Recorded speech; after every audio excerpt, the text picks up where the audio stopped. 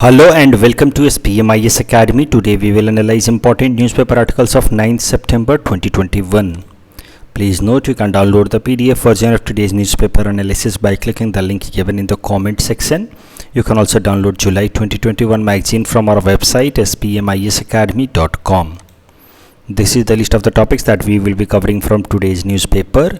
The first article is taken from editorial segment. It is about hike in MSP for Rabi crops, and this topic is important from our syllabus paper for agriculture issues point of view. तो सबसे पहले MSP के बारे में समझते हैं, जिसका full form है मिनिमम सपोर्ट प्राइस। तो देखिए, minimum support price is the rate at which the government buys grains from the farmers.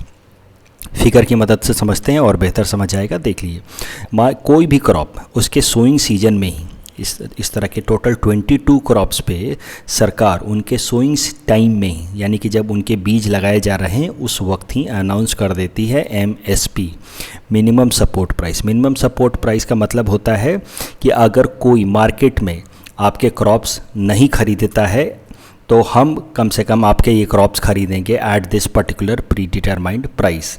Example के लिए समझिए, मान लीजिए ये धान की खेती हो रही है, राइस का सोइंग सीजन है, और पहले ही सरकार ने अनाउंस कर दिया कि इस पर्टिकुलर क्रॉप के लिए हम 50 रुपये पर केजी देने को तैयार हैं, तो दिस ₹50 पर KG will be minimum support price. इससे फ़ायदा क्या होता है किसानों को? उनको एक बात पता लग जाती है, they get a kind of price insurance, कि अगर मार्केट में हमारा फूड क्रॉप नहीं बिकता है तो कम से कम सरकार तो 50 रुपये पर केजी में खरीदने के लिए रेडी है। It kind of insures a minimum guarantee of income. It is a kind of price insurance scheme. और सबसे ज़्यादा फ़ायदा इस किसानों को होता है in case of bumper production. मान लीजिए कि खूब सारा प्रोडक्शन हो गया राइस का, राइस की अच्छी खेती हो गई, तो राइस का सप्लाई बढ़ जाएगा मार्केट में, और जब सप्लाई बढ़ जाएगा मार्केट में तो नेचुरली प्राइस के क्रैश होने के चांसेस रहते हैं। उस केस में फार्मर्स को एक बेहतर इंश्योरेंस मिलता है, प्रोटेक्शन मिलता है with help of this MSP. So as I said, it is the rate at which government buys grain from the farmer, and the government announces MSP before the sowing season itself for a particular crop, and it protects farmers from market failure in case of bumper production. MSP decide कैसे होता है वो भी ज़रा समझते हैं। देखिए, MSP सारे फूड क्रॉप्स के लिए नहीं मिलता, it is given for 22 mandated crops. तो 22 इस तरह के क्रॉप्स हैं जिसके लिए पहले ही एडवांस में ही अनाउंस कर दिया जाता है कि अगर कोई खरीदे ना खरीदे हम तो खरीदेंगे। सरकार कह देती है कि हम आपसे खरीदेंगे at this particular pre determined rate. तो ये 22 क्रॉप्स के लिए MSP है, प्लस शुगर केन के लिए एक अलग ही सिस्टम है जो इससे मिलता जुलता है, लेकिन थोड़ा सिस्टम अलग है। इसलिए शुगर केन के उस सिस्टम को या मैकेनिज्म को कहा जाता है FRP, fair and remunerative price. Sugar cane वाला मैं थोड़ा सा यहाँ ब्रीफली बता देता हूँ। FRP पे यानी कि फेयर रेमुनरेटिव प्राइस पे हम बाद में डिटेल में बात करेंगे। देखिए, शुगर केन में कैसा होता है कि फार्मर्स अपना शुगर केन जो है वो डायरेक्टली सरकार को नहीं बेचते हैं, शुगर केन मिल्स को बेचते हैं, जो मिल्स शुगर केन खरीद करके उससे शुगर बनाती हैं। और भारत सरकार जो है FRP अनाउंस करती है फॉर शुगर मिल्स कि भाई आपके जब फार्मर्स बेचने आए अपना शुगर केन तो आपको कम से कम इतना प्राइस उसको ऑफर करना है। So that is the basic difference between MSP and FRP। FRP is given for sugarcane, और वो जो पैसा है FRP वाला that is not given by the government, it is given by the sugar mills to the owners of the sugar mills to the farmers. वापस से आ जाते हैं इस MSP पे।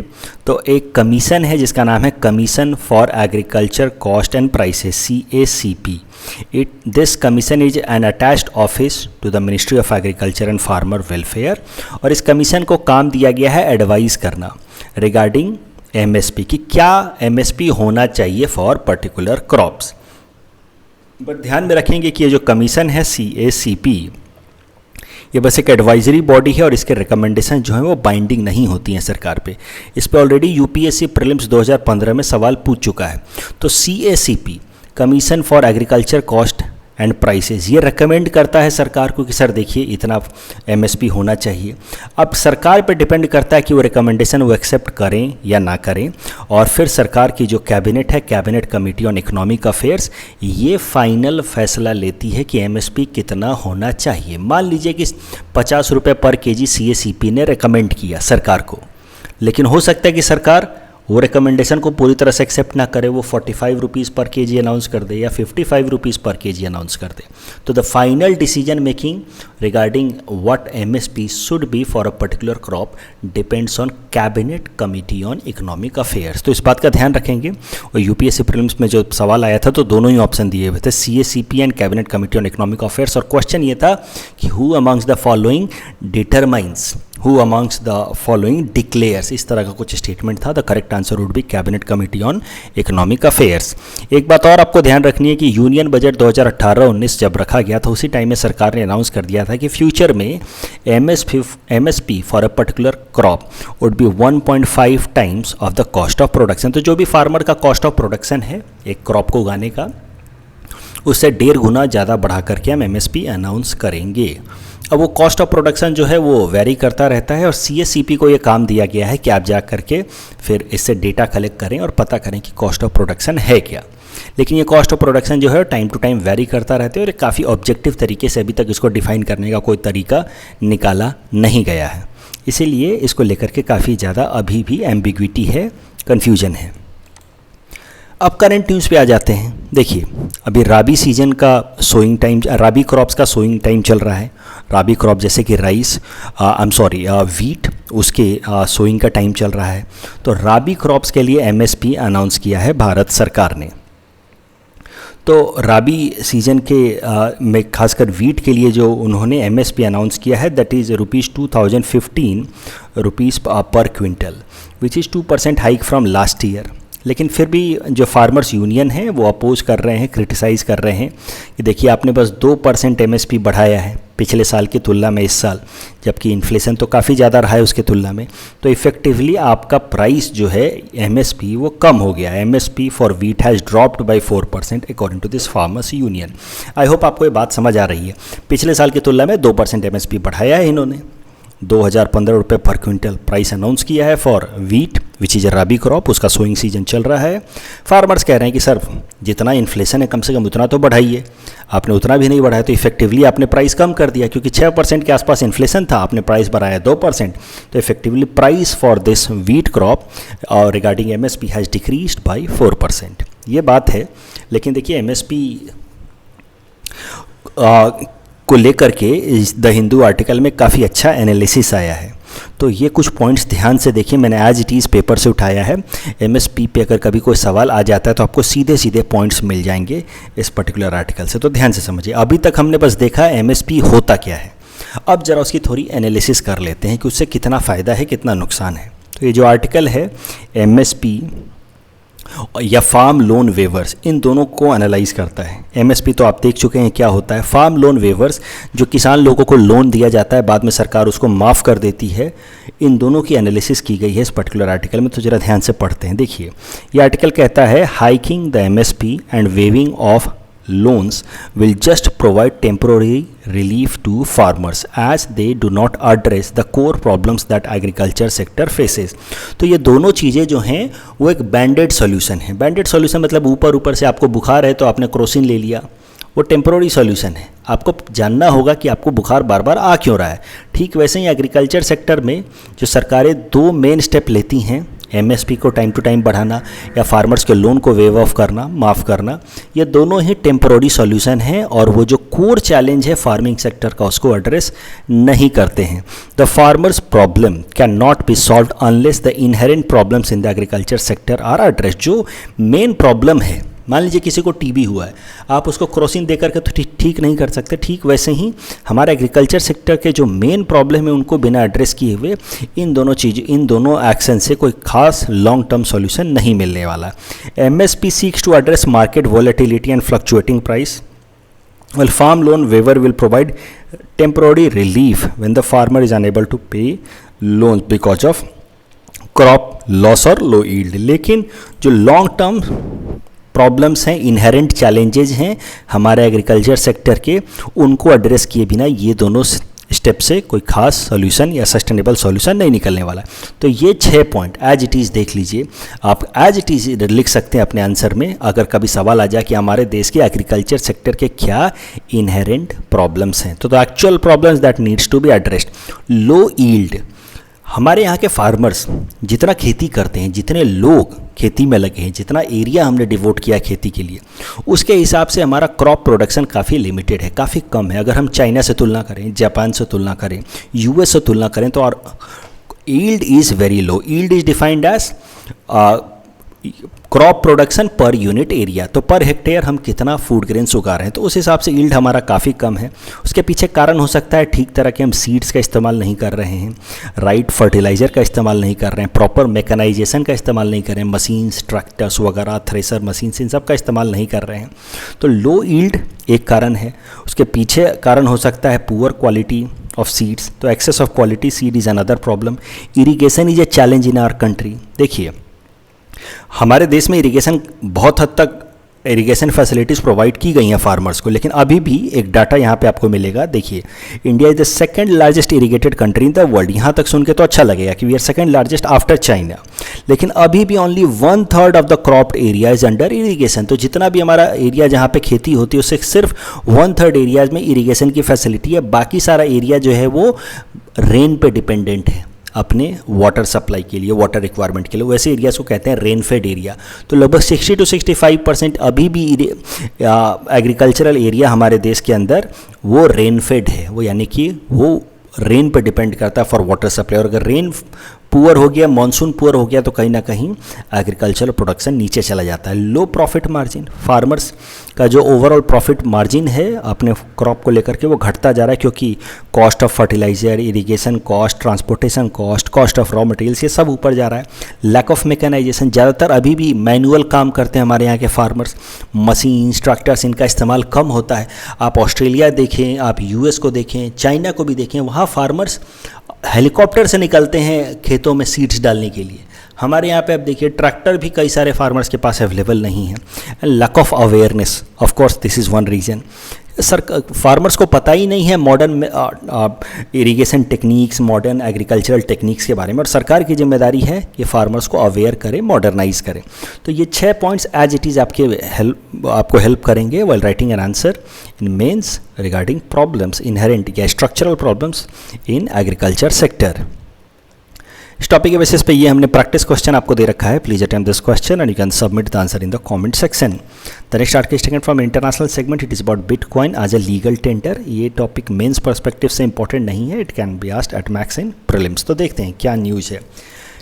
एक देश है, छोटा सा देश, सेंट्रल अमेरिका का, El Salvador. It has become the first country in the world to accept bitcoin as a legal tender. मतलब इसने बिटकॉइन को एक अपने देश की डोमेस्टिक करेंसी के बराबर का दर्जा दे दिया है, और ये दुनिया का पहला ऐसा देश बन गया है जिसने किसी भी इस तरह के क्रिप्टो करेंसी जो कि बिटकॉइन है इस पर्टिकुलर केस में, उसको एक लीगल टेंडर का दर्जा दे दिया गया है। तो the law mandates that bitcoin should now be accepted as a valid payment by all establishments, and this puts the digital currency that does not answer to any government monetary policy on the same footing as country's primary currency। तो जो देश का primary main currency है, इस देश में El Salvador में currency चलती है यूएस डॉलर। तो यूएस डॉलर जो इसकी मेन करेंसी है उसके बराबर पे इक्वल फुटिंग पे ला करके रख दिया है इस बिटकॉइन को। तो उस देश में अब बिटकॉइन में भी पेमेंट हो सकता है और कोई भी मना नहीं कर सकता कि नहीं मैं बिटकॉइन में पेमेंट नहीं लूँगा। That is the meaning of being declared as legal tender. तो यह है एल साल्वाडोर, दुनिया का पहला ऐसा देश जिसने बिटकॉइन एक क्रिप्टो करेंसी को लीगल टेंडर का दर्जा दे दिया है थ्रू अ लॉ। इस टॉपिक के बेसिस पे ये प्रैक्टिस क्वेश्चन हमने आपको दे रखा है। Please attempt this question and you can submit the answer in the comment section. The next article is taken from economy segment. It is about production linked incentive scheme for textiles and this topic is important from our syllabus paper for Indian economy point of view. तो सबसे पहले समझते हैं current news है क्या। Union cabinet ने 10,683 करोड़ का production linked incentive scheme announce किया है for textile sector. Production linked incentive scheme के बारे में मैं अगले स्लाइड में भी बताऊंगा, इसके बारे में मैं पहले भी आपको बता चुका हूं, होप आपको याद होगा। मैन्युफैक्चरर्स को इनकरेज किया जाता है, इंसेंटिवाइज किया जाता है कि आप आइए हमारे देश में नई फैक्ट्रियां लगाइए, नए प्रोडक्शन को बढ़ाइए, और जितना ज़्यादा प्रोडक्शन बढ़ाएंगे उतना ज़्यादा सरकार आपको मॉनेटरी बेनिफिट देगी। That is production linked incentive scheme. कि भाई अभी तक आप मान लीजिए 1000 केजी टेक्सटाइल बना रहे हैं, आप 2000 बनाइए, हम आपको थोड़ा और अपनी तरफ से भी पैसा देंगे।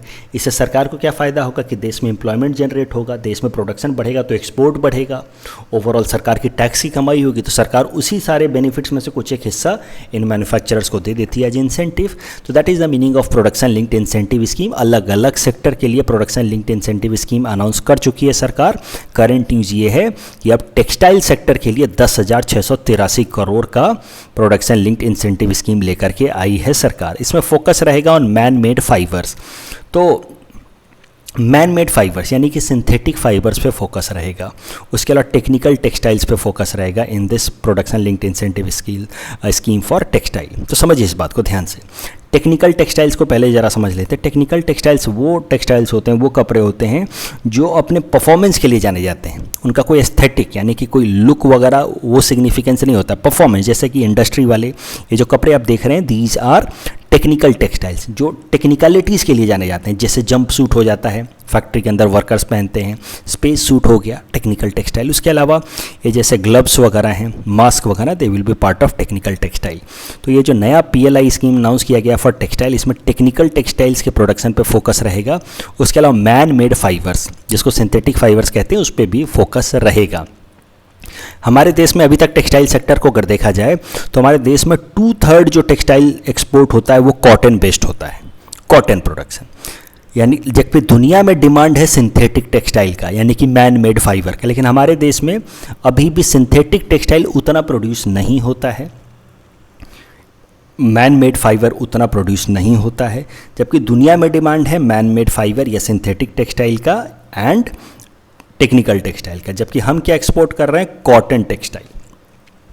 तो 2/3 textile export from India are cotton based, जबकि दुनिया में डिमांड है मैन मेड फाइबर का। इसी कारण से ये जो PLI scheme for textile announce किया है सरकार ने, उसमें मैन मेड फाइबर यानी कि सिंथेटिक, मैन मेड फाइबर मतलब सिंथेटिक, ठीक है, उस पे फोकस रहेगा, प्लस टेक्निकल टेक्सटाइल्स पे फोकस रहेगा। अभी PLI स्कीम के बारे में एक बार फिर से ब्रीफली देख लेते हैं। जैसा कि मैंने आपको बताया कि देश के अंदर मैन्युफैक्चरिंग ऑफ डिफरेंट सेक्टर्स को प्रमोट करने के लिए PLI स्कीम लाया गया अलग अलग सेक्टर्स के लिए। तो with a view to make India manufacturing hub, the government launched PLI scheme, production linked incentive schemes from mobile phones. तो पहले मोबाइल फ़ोन के लिए लाया गया, फिर अलग अलग सेक्टर्स के लिए इसको एक्सपैंड किया गया, फार्मास्यूटिकल्स के लिए, मेडिकल इक्विपमेंट सेक्टर के लिए, स्टील के लिए, तो अलग अलग सेक्टर्स के लिए इसको एक्सपैंड कर दिया गया बाद में। PLI scheme is an outcome and output oriented scheme, यानी कि जितना ज़्यादा आप आउटपुट देंगे, जितना ज़्यादा आप अपना प्रोडक्शन बढ़ाएंगे, उतना ज़्यादा इंसेंटिव आपको सरकार देगी। मैन्युफैक्चरर्स के लिए ये एक इंसेंटिव बेस्ड स्कीम है, जितना ज़्यादा आप प्रोडक्शन बढ़ाएंगे उसके हिसाब से। अलग अलग सेक्टर के लिए अलग अलग बजटरी एलोकेशन किया गया है। For example advance chemistry and battery sector के लिए 18,000 करोड़, इलेक्ट्रॉनिक टेक्नोलॉजी प्रोडक्ट के लिए 5,000 करोड़, ऑटोमोबाइल के लिए 57,000 करोड़। तो अब सब तो याद नहीं कर सकते, इतना याद रखिए कि ऑटोमोबाइल के लिए सबसे ज़्यादा बजटरी एलोकेशन है under PLI scheme, that is 57,000 crore. ये जो मौजूदा टेक्सटाइल के लिए PLI स्कीम अनाउंस किया है सरकार ने, उसमें 10,683 करोड़ खर्च किए जाएंगे। इसमें दो तरह के मैन्युफैक्चरर्स को इन्वाइट किया गया है, एक वो जो 100 करोड़ तक का इन्वेस्टमेंट करने के लिए रेडी हैं, दूसरा जो 300 करोड़ तक का इन्वेस्टमेंट करेंगे। दोनों के लिए अलग अलग सिस्टम है, दोनों के लिए अलग अलग इंसेंटिव मॉडल है। अब वो इंसेंटिव मॉडल को डिटेल में हमें याद रखने की ज़रूरत नहीं है from exam point of view. मुद्दा यह है कि दो तरह के मैन्युफैक्चरर्स को इन्वाइट किया गया है और 2 साल इन्वेस्टमेंट पीरियड के लिए दिया जाएगा। 100 करोड़ या 300 करोड़ जो भी इन्वेस्ट करना है आपके लिए अगले 2 साल में, यानी कि 2022-23 और 23-24 तक इन्वेस्ट करना है। 2024-25 यानी कि 2 साल बाद आप जो वाला जो साल होगा, this 2024-25 will be known as performance year. उस साल आपको अपना परफॉर्मेंस दिखाना होगा, कितना ज़्यादा आपने प्रोडक्शन बढ़ाया है वो दिखाना होगा। और फिर 2025-26 से इंसेंटिव फ्लो होना शुरू होगा, मतलब 2025-26 से सरकार पैसे देना शुरू करेगी for your performance. I hope clarity है पिक्चर में। आने वाले 2 सालों में आपको 100 करोड़ खर्च करना है या 300 करोड़ खर्च करना है, वो आपको सरकार को पहले नोटिस दे करके आपको इन्वेस्ट करना है। 2 सालों बाद आपको अपना परफॉर्मेंस दिखाना है सरकार को कि सर देखिए मैंने इतना ज़्यादा प्रोडक्शन बढ़ा दिया, और जितना ज़्यादा प्रोडक्शन बढ़ाएंगे उस हिसाब से आपको इंसेंटिव मिलेगा 2025 से लेकर के 2030 तक, 5 सालों में। इस टॉपिक के बेसिस पे ये प्रैक्टिस क्वेश्चन हमने आपको दे रखा है। Please attempt this question and you can submit the answer in the comment section. The next article is taken from Assam segment, it is about collision of ferries. This topic is important from our syllabus paper 6 Assam issues point of view. ये news तो कल ही आपने सुन लिया होगा, काफ़ी unfortunate news है, where there was an head on collision between a larger government vessel which belong to Assam's inland water transportation and small private ferry. दोनों का हेड ऑन कॉलिजन हुआ, बिल्कुल सामने से टकरा गए, रफली at 100 metre off shore from Neemati Ghat bank in Jorhat district. और आशंका है, it is being feared that 50 से भी ज़्यादा लोगों की डेथ हो गई है शायद से इस पर्टिकुलर एक्सीडेंट में। NDRF is engaged in rescue operation. तो अब ये न्यूज़ आपसे ना पीटी में पूछा जाएगा ना मेंस में पूछा जाएगा, सीधा सीधा नहीं पूछा जाएगा आपसे, बट फिर भी इस न्यूज़ का आप इस्तेमाल कर सकते हैं व्हाइल राइटिंग एन आंसर। आप इसको एक एग्जाम्पल की तरह लिख सकते हैं, to prove that inland water transportation in Assam is yet not very robust या फेल सेफ। अभी भी बहुत सारे लैकुनाज हैं। 2018 में भी इस तरह का एक इंसिडेंट हुआ था पांडु पोर्ट के आसपास, जिसमें कई सारे लोग डूब गए थे। तो अभी भी कई सारे चैलेंजेस हैं, खासकर सिक्योरिटी इश्यूज हैं रिगार्डिंग इनलैंड वाटर ट्रांसपोर्टेशन। उसमें आपको ये नीमाटी घाट एक्सीडेंट का मेंशन करना होगा कभी भी इनलैंड वाटर ट्रांसपोर्टेशन पे सवाल आ जाए तो। The next article is again taken from Assam segment, it is about mission Vasundhara. This topic is again important from our syllabus paper 6 Assam issues point of view. तो क्या है mission Vasundhara? Mission Vasundhara is a mission mode project. Mission mode project वो projects होते हैं सरकारों की जिसमें एक पर्टिकुलर टाइमलाइन सेट किया जाता है कि इतने दिन के अंदर ये टारगेट अचीव करना है, उसको कहा जाता है mission mode project. This mission Vasundhara has been initiated by Assam government regarding land reforms. तो एक मिशन मोड प्रोजेक्ट है लैंड रिफॉर्म्स को लेकर के, जिसमें फोकस रहेगा ऑन दीज 4 पॉइंट्स। तो सबसे पहला पॉइंट होगा survey of non cadastral villages. Non cadastral villages वो होते हैं जहाँ पे अभी तक लैंड सर्वे नहीं किया गया है। अब वहाँ पे लैंड सर्वे किया जाएगा, प्रॉपर लैंड रिकॉर्ड्स बनाए जाएंगे, लैंड रेवेन्यू कलेक्ट किया जाएगा। That will be the first point. Second, focus will be on resolving land related disputes.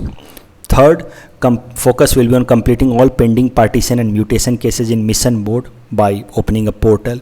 Fifth, organizing राजा अदालत। तो राजा अदालत हमारे स्टेट के अंदर होता है, असम के अंदर, which is conducted to dispose of cases related to land revenue। उसके अलावा सारे जो लैंड रिकॉर्ड्स हैं उसको डिजिटलाइज करने पे फोकस किया जाएगा under mission Vasundhara. Mission Vasundhara अभी बस हमारे चीफ मिनिस्टर साहब ने अनाउंस किया है, but it will be formally launched on 2 अक्टूबर 2021 और टारगेट डेट भी दे दिया है चीफ मिनिस्टर साहब ने, यानी कि 10 मई 2022, अगले साल 10 मई तक सारे जो पेंडिंग केसेस हैं लैंड रिलेटेड डिस्प्यूट्स हैं उसको रिजॉल्व करने का टारगेट दिया है। 10 मई का डेट उन्होंने इसलिए दिया है because it will mark the first anniversary of the present government. कल जो हमने प्रैक्टिस क्वेश्चन दिया था उसका आंसर देख लेते हैं। Which of the following statements are true about AgriStack? The AgriStack is a collection of digital databases for agriculture. The government will partner with Google for building AgriStack. ये statement गलत है क्योंकि गूगल नहीं, Microsoft के साथ सरकार partner कर रही है। Assam Skill University is being set up at Mongoldo in Darang district is being developed in funding support with, correct answer will be option B, Asian Development Bank. That's all from our side for today. Thanks for watching.